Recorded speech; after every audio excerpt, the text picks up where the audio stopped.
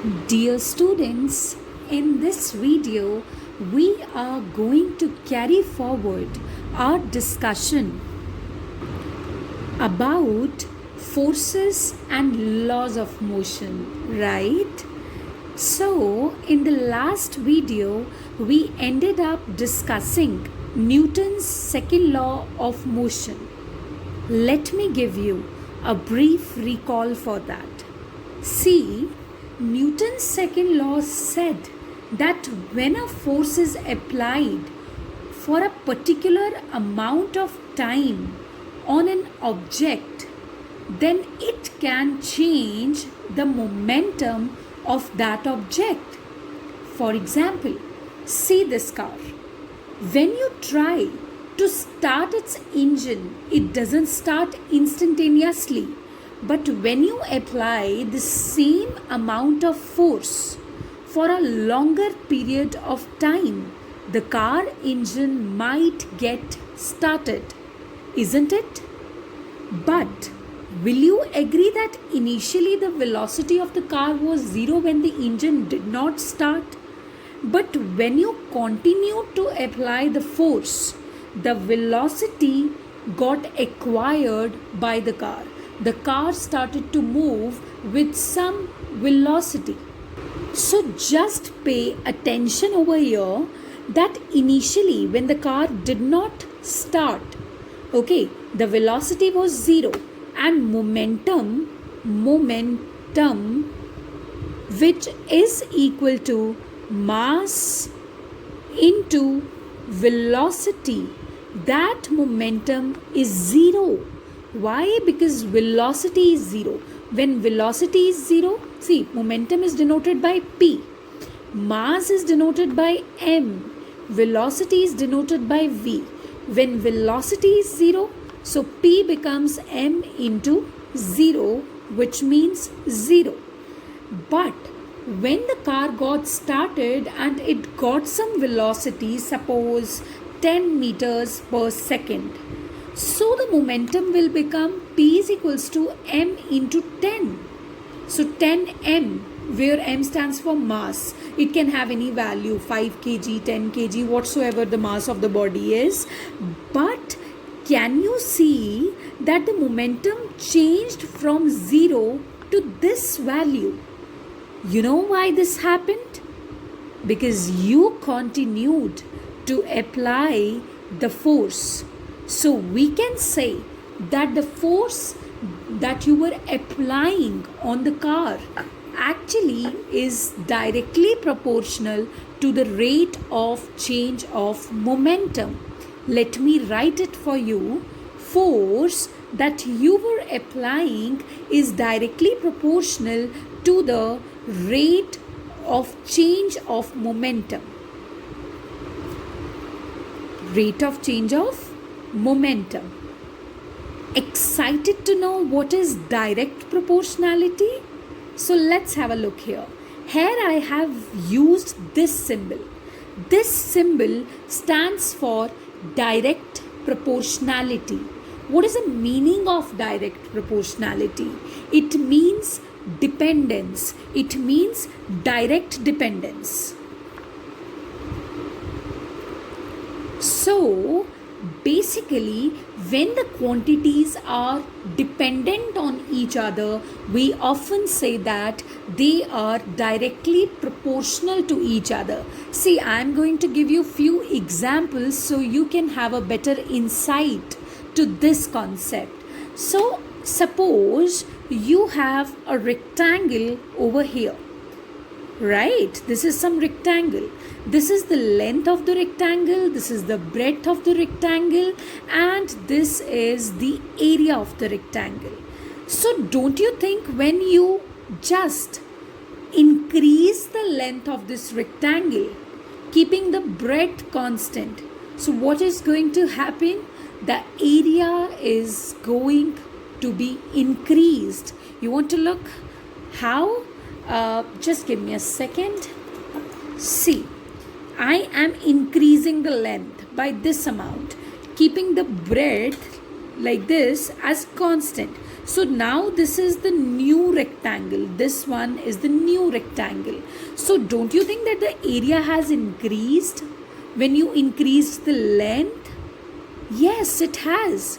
So here you can see that area of a rectangle has a dependence on the length of the rectangle. So in maths, we often say this statement, in physics also, we often say this statement mathematically as area is directly proportional to length.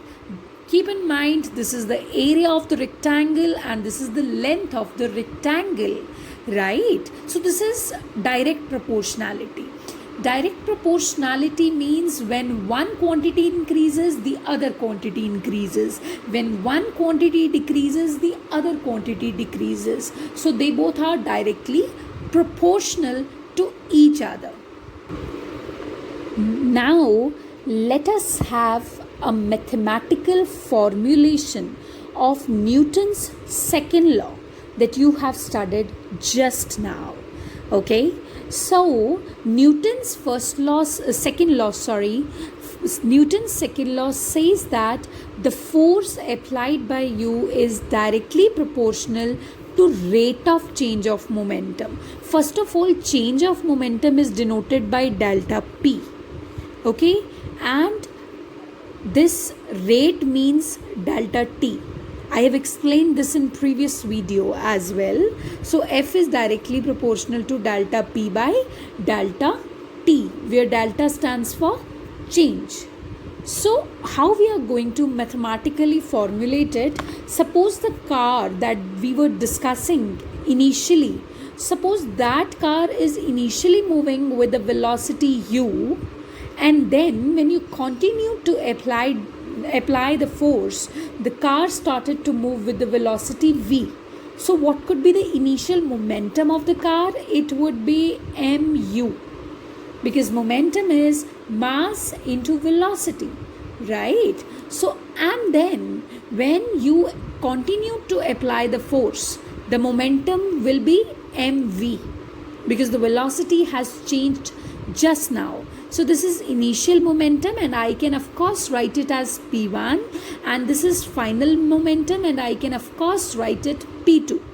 Okay, so what will be the change in momentum? Suppose if the momentum has increased from 10 kg meters per second to 25 kg meter per second, so don't you think that the change that has happened is of 15 kg meters per second, 25 minus 10, right? So how can you find delta P कि change in momentum कितना आया? Because जब आपसे car start नहीं हो रहा था, the momentum was actually 0. But when you continue to apply the force, the car had a different velocity. Okay, so even if in between the motion, suppose the car is already moving now, it is moving with some 50 meters per second, but then you applied a force on the steering wheel, you applied the force, you gave the race, and then what happened, from 50 meters per second the velocity got changed to some like 80 meters per second. So don't you think that the momentum will be changed? So momentum can be changed at any moment when you decide to apply the force on the body. Okay, so delta P will be equal to P2 minus P1. This is the change in momentum, right? लेकिन याद रखना, इस momentum का change जब आप लाना चाहते हो तो आपको force को कुछ एक certain time के लिए apply करना पड़ेगा. As an example, if you are pushing some bed alone, you are pushing something huge, okay, and you're not able to push it, right? And then you continue to apply the same force for some amount of time, then you might be able to push it, isn't it? So force applied for a certain time is able to move the things. So time also has a role to play over here. Please mind that. Okay, so see here what is going to happen. Rate of change of momentum will be delta P divided by delta t. Okay, and F is directly proportional to delta P by delta T. Now I want to tell you something very, very important, and that is, this proportionality does not mean equality. It just means that the quantities are dependent on each other. Like I said, area is dependent on length, right? So proportionality just means dependence. It does not ensure equality. Like if this is some quantity A, this is some quantity B, when A increases, B also increases. When A decreases, B also decreases. But I didn't say that they are equal. Okay, I didn't say that they are equal. So if you want to make them equal, if you want to replace this sign of proportionality, which says that they both are directly dependent on each other, right? If you want to replace this by equality, तो भाई equality के लिए आपको कुछ लगाना पड़ेगा यहाँ पे. You have to introduce something so that they both can become equal. Okay, and that's something that you are going to introduce over here, that will be known as constant of proportionality. I repeat, that will be known as constant of proportionality, and let me denote it by K. Okay, K delta P by delta T. From this illustration you can see that at no time I said that A is equal to B, right? They both are directly proportional, which means if A increases, B increases, A decreases, B decreases. But if you want to make B equal to A, you would have to introduce a certain factor to B so that they both can become equal. Just a second. So that they both can become equal, you would have to multiply something to B so that it can become equal to A, isn't it? So that's what I have done. Very simple. To remove this sign of proportionality and to replace it with equality, I need to introduce a constant of proportionality. Okay, done. So after that, what we are going to do? This F will remain F only, equals to this K remains K only.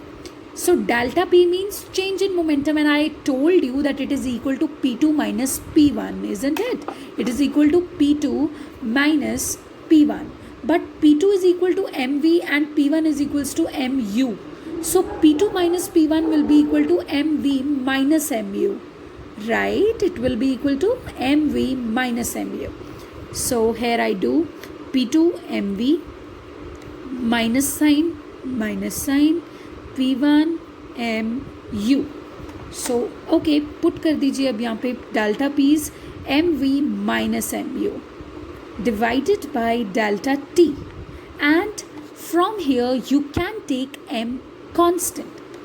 F is equal to K m, and so m can be taken outside, common, okay, because it's mv minus mu, so m can be taken common, and what you will be left with? V minus u by t. But v is final velocity, u is initial velocity. When you are subtracting initial velocity from final velocity and you are dividing by time, don't you think it is equal to acceleration? I told you people, right, that acceleration A is equal to v minus u by t. So this stuff, this v minus u by t, this is equal to A. So F is equal to KMA. So F is equal to KMA, right? So, and what happens when you will try to find out the value of this constant? See, this is not in your syllabus. This is beyond your scope. Actually, there are techniques by which we find constants, the value of constants. I can simply say you कि अगर आप when you will try to find out the value of k, it will come as 1. Okay. And how did I go about it? Actually, suppose the force acting on the body is 1 Newton and the body is of mass 1 kg and it has an acceleration of 1 meters per second.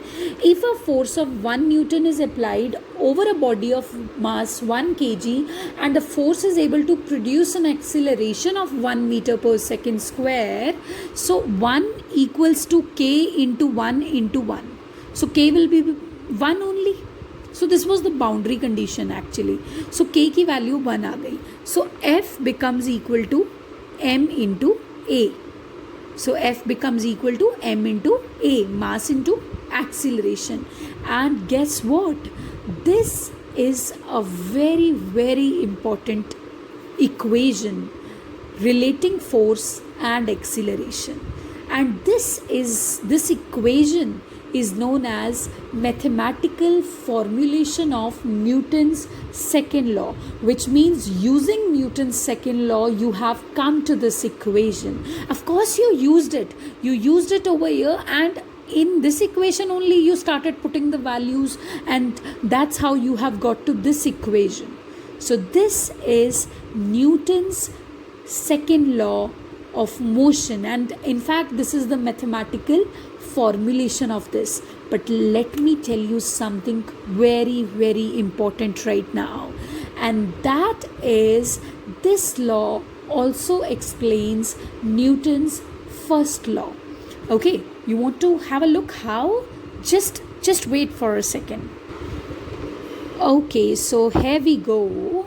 So F is equal to m into a. I told you that this is the this is the center of attraction right now. This is the main equation, Newton's second law of motion. How this can explain Newton's first law? Okay, we have to look over that. So see what happens. Suppose if acceleration is 0, so F is equals to 0, or vice versa. You can say that if F is 0, so m into a, if F is 0, m into a will be 0 because F is equal to m into a.